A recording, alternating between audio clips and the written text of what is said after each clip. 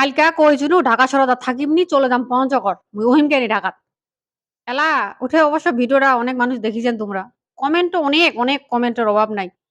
তার ভিতর আমার এক কি কহিম শুভাকাঙ্ক্ষী কও কমেন্ট না করে ইনবক্স করে কইছে যে পঞ্চগড় যদি এতই ভালো তাহলে তোমার পঞ্চগড় থেকে রুগী কিতায় রংপুর পেঠাছে।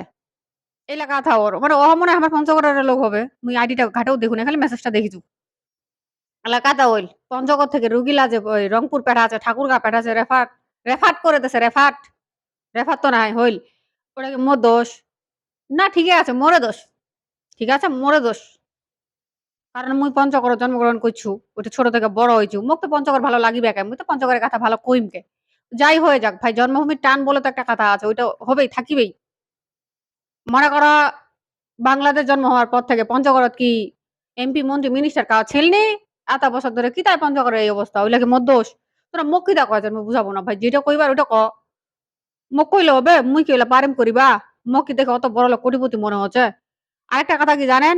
বাংলাদেশত যত মানবিক লোকজন দেখেছেন, এই যে মানুষের সাহায্য করে, অনেক করে। ঠিক আসুনা ফাউন্ডেশন থেকে শুরু করে যত বড় মানবিক প্রতিষ্ঠান আছে, দেশের কল্যাণে মানুষের সেবা করে, কাজ করে, মানুষের হচ্ছে দুঃখ দুর্দশা ঘোচানোর চেষ্টা করে।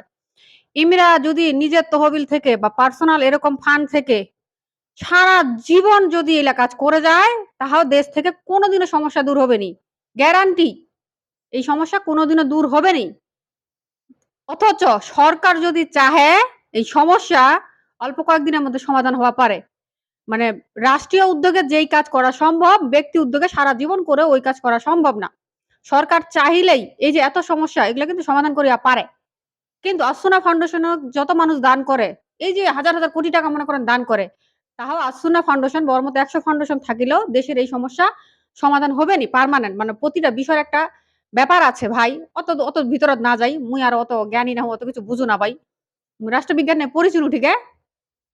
পরীক্ষার আগত সবাই যেগুলা করেন তোমরা, মোক আর মানে অন্য দলত হচ্ছে না। ওইটাই। তাহলে এলা পঞ্চগড়ে কিছু হয় নাই, পঞ্চগড়ের রোগীর সমস্যা, পঞ্চগড়ের এত সমস্যা, ওইটাকে মোর দোষ কওয়া দি? তোমরা মোক কিতা কওয়া মুই বুঝাবো না।